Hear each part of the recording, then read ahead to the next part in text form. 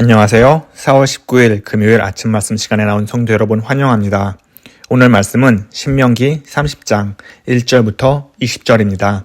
그중 1절부터 14절까지 제가 봉독하겠습니다. 내가 내게 진술한 모든 복과 저주가 내게 임함으로 내가 내 하나님 여호와로부터 쫓겨간 모든 나라 가운데서 이 일이 마음에서 기억이 나거든 너와 내 자손이 내 하나님 여호와께로 돌아와 내가 오늘 내게 명령한 것을 온전히 따라 마음을 다하고 뜻을 다하여 여호와의 말씀을 청종하면 내 하나님 여호와께서 마음을 돌이키시고 너를 긍휼히 여기사 포로에서 돌아오게 하시되 내 하나님 여호와께서 흩으신 그 모든 백성 중에서 너를 모으시리니 내 쫓겨간 자들이 하늘가에 있을지라도 내 하나님 여호와께서 거기서 너를 모으실 것이며 거기서부터 너를 이끄실 것이라. 내 하나님 여호와께서 너를 내 조상들이 차지한 땅으로 돌아오게 하사 내게 다시 그것을 차지하게 하실 것이며 여호와께서 또 내게 선을 행하사 너를 내 조상들보다 더 번성하게 하실 것이며 내 하나님 여호와께서 내 마음과 내 자손의 마음에 할례를 베푸사 너로 마음을 다하며 뜻을 다하여 내 하나님 여호와를 사랑하게 하사 너로 생명을 얻게 하실 것이며 내 하나님 여호와께서 내 적군과 너를 미워하고 핍박하던 자에게 이 모든 저주를 내리게 하시리니 너는 돌아와 다시 여호와의 말씀을 청종하고 내가 오늘 내게 명령하는 그 모든 명령을 행할 것이라. 내가 내 하나님 여호와의 말씀을 청종하여 이 율법책에 기록된 그의 명령과 규례를 지키고 내 마음을 다하며 뜻을 다하여 여호와 내 하나님께 돌아오면 내 하나님 여호와께서 내 손으로 하는 모든 일과 내 몸의 소생과 내 가축의 새끼와 내 토지 소산을 많게 하시고 내게 복을 주시되 곧 여호와께서 내 조상들을 기뻐하신 것 같이 너를 다시 기뻐하사 내게 복을 주시리라. 내가 오늘 내게 명령한 이 명령은 내게 어려운 것도 아니요 먼 것도 아니라 하늘에 있는 것이 아니니 내가 이르기를 누가 우리를 위하여 하늘에 올라가 그의 명령을 우리에게 가지고 와서 우리에게 들려 행하게 하려 할 것이 아니요 이것이 바다 밖에 있는 것이 아니니 내게 이르기를 누가 우리를 위하여 바다를 건너가서 그의 명령을 우리에게로 가지고 와서 우리에게 들려 행하게 하려 할 것도 아니라 오직 그 말씀이 내게 매우 가까워서 내 입에 있으며 내 마음에 있은즉 내가 이를 행할 수 있느니라. 아멘. 좋은 리더란 전문가적 지식을 가지고 구성원들에게 비전과 목표를 제시하면서 위기가 찾아왔을 때 잘 대처할 수 있도록 원인을 찾고 온전한 해결책을 제시할 수 있어야 합니다. 우리나라에서 역사상 가장 좋은 리더 혹은 존경하는 왕을 꼽는다면 단연코 세종대왕일 것입니다. 세종대왕이 정치, 군사, 문화 여러 방면에서 나라의 기틀을 세운 면도 있지만 무엇보다도 애민 정신으로 백성을 사랑하고 또 그 마음으로 백성의 어려움을 잘 해결했기 때문입니다. 한 예로 조선의 일반 백성들이 억울함이 있어도 하소연하지 못하고 여러 당하는 일들을 보면서 세종대왕은 일반 백성들이 글자를 몰라 어려움을 겪는다고 판단을 했고 이를 해결하기 위해서 한글을 창제했습니다. 한글이 사용됨으로 인해서 일반 백성들도 글자를 알게 되었고 그들의 어려움이 해결되었습니다. 이처럼 세종대왕은 백성이 겪는 고통의 원인을 정확히 발견했고 완벽하게 해결함으로 인해서 그를 좋은 리더 혹은 좋은 왕이라 부릅니다.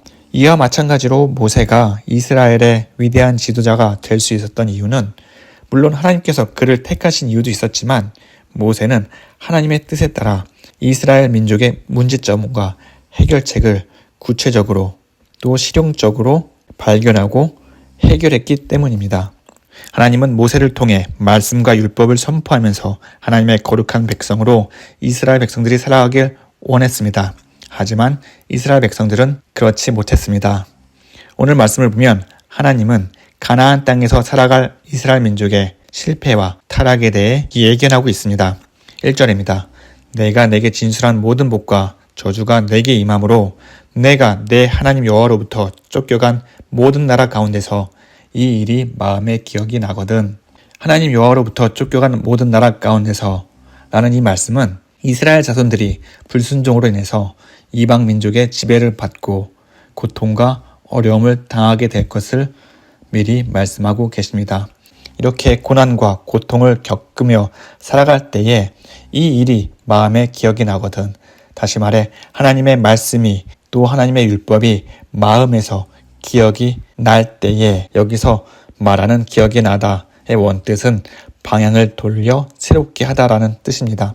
즉 하나님의 율법이 단지 기억으로만 상기되는 것이 아니라 자신의 허물을 깨닫고 삶의 변화가 나타날 때에 이런 마음으로 온전히 하나님 여호와의 명령을 따라 마음을 다하고 뜻을 다하여 그 말씀을 청종한다면 3절의 말씀처럼 하나님 여호와께서 마음을 돌이키고 긍휼히 여기고 포로에서 돌아오게 하시고 흩어졌던 민족을 하나로 모으신다고 말씀하십니다. 하나님은 이스라엘 민족의 실패와 타락의 원인 그리고 해결책을 분명히 말씀하고 계십니다. 그들이 이방 민족의 포로가 되고 고난을 받는 것은 하나님의 말씀을 따라 살지 않았음을 분명히 그들에게 말씀하고 계십니다. 그리고 그들이 다시 돌이켜 청종을 한다면 하나님은 그들을 다시 받아주시며 하나님이 이전에 약속하셨던 그 복을 주시겠다고 해결책도 말씀해 주십니다. 우리 하나님은 단순히 이스라엘 민족에게 율법을 주시며 자 어디 잘 살아보자 라고 뒷짐지고 바라보시는 분이 아닙니다. 하나님은 불순종하는 이스라엘 민족과 함께 계시며 실제적으로 또 실용적으로 그들의 문제점을 알려주시며 해결책을 제시해 주시는 분입니다. 다른 표현으로 하나님은 그의 백성을 절대로 버리시지 않고 끝까지 지키시고 그들의 문제를 해결해 주시는 분임을 우리는 이 말씀 가운데 알 수 있습니다. 하나님은 이스라엘 민족뿐만 아니라 불순종을 일삼으며 죄 가운데 신음하며 해결의 기미를 보이지 않는 온 하나님의 백성을 위해서 하나님은 완벽한 해결책을 제시하셨습니다. 하나님은 독생자 예수님을 이 땅에 보내셨고 예수님을 통해서 세상의 모든 죄를 짊어지게 하시고 십자가 위에서 죽게 하셨습니다. 그리고 3일 만에 죽은 자 가운데서 부활하심으로 우리의 죄를 용서해 주셨고 또 부활의 소망과 또 하나님과 다시 연합할 수 있는 길을 마련해 주셨습니다. 이것보다 완벽한 죄의 해결책은 없습니다.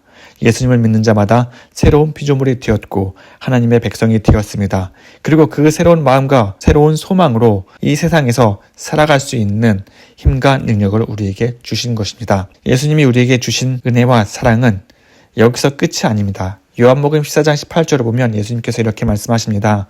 내가 너희를 고아와 같이 버려두지 아니하고 너에게로 오리라. 하늘로 올라가신 예수님은 그의 백성을 고아와 같이 버려두지 않으시고 항상 함께 계신다고 말씀하십니다. 우리 예수님께서는 그 약속대로 성령을 우리에게 보내주셨고 우리 안에서 예수님의 하신 일들을 늘 기억하게 하시면서 우리에게 죄를 구별할 수 있는 능력을 주셨습니다. 자, 우리가 예수님께서 우리 안에 계심으로 인해서 우리가 해야 할 일이 있습니다.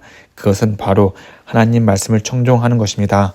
모세가 여러 번 이스라엘 백성들에게 하나님의 말씀을 청종하라 명령한 것처럼 우리도 하나님 말씀을 청종해야 하는 것입니다. 청종의 사전적인 의미는 이르는 대로 잘 듣고 쫓는 것입니다. 다시 말해 하나님의 말씀을 청종하기 위해서는 하나님이 말씀하신 것을 잘 들어야 합니다. 사람이 귀가 있다고 그 말씀을 잘 듣는 것이 아닙니다. 12절과 13절을 보면 이스라엘 민족이 하나님의 말씀에 대해 어떻게 마음을 가졌는지 잘 나옵니다.